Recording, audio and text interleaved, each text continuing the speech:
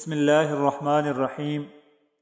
یہ دو باتیں اپنے اندر پیدا کر لو، ایک چپ رہنا اور دوسرا معاف کر دینا، کیونکہ چپ رہنے سے بہتر کوئی جواب نہیں اور معاف کر دینے سے بہتر کوئی انتقام نہیں۔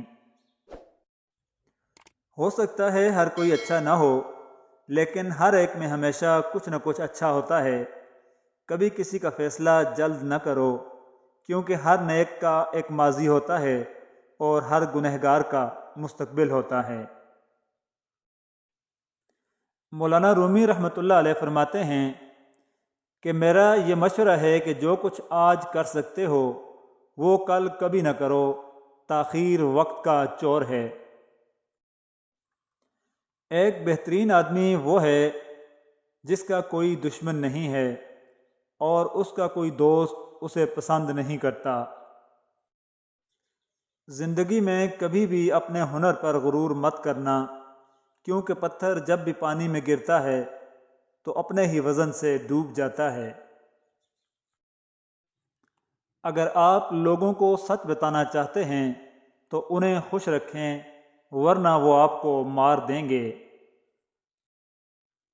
مولانا رومی رحمۃ اللہ علیہ فرماتے ہیں کہ خوش رہنے کا صرف ایک ہی راز ہے کہ امید صرف اپنے آپ سے رکھو، کسی اور سے نہیں۔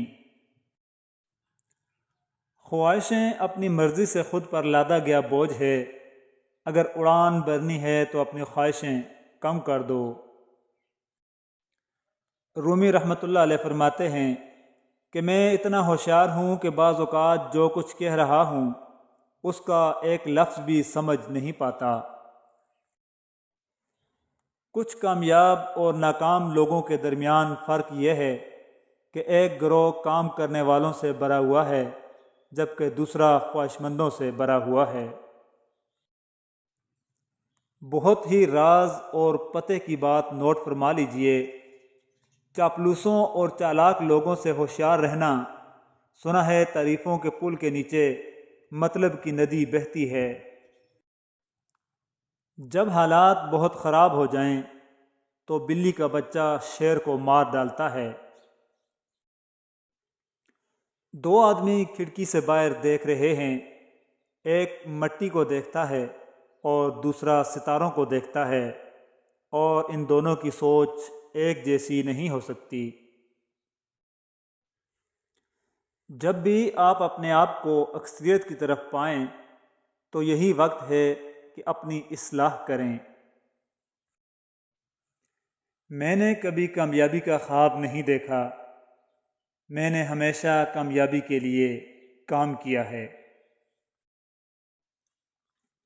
بھروسہ وہ نازک شیشہ ہے جو ایک مرتبہ ٹوٹ جائے تو پھر کبھی نہیں جڑتا، اور اگر کبھی جڑ بھی جائے تو چہرے دو ہی نظر آتے ہیں۔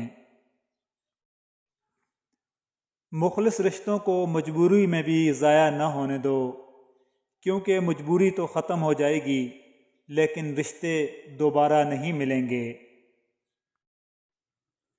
بات نہ کرنے سے تعلق نہیں ٹوٹتے، تعلق تب ٹوٹتے ہیں جب دل کو ایک دوسرے کے بنا صبر آ جائے۔ 3 کام کسی کے دل میں آپ کی قدر بڑھاتے ہیں: سلام کرنا، کسی کو جگہ دینا اور اصل نام سے پکارنا۔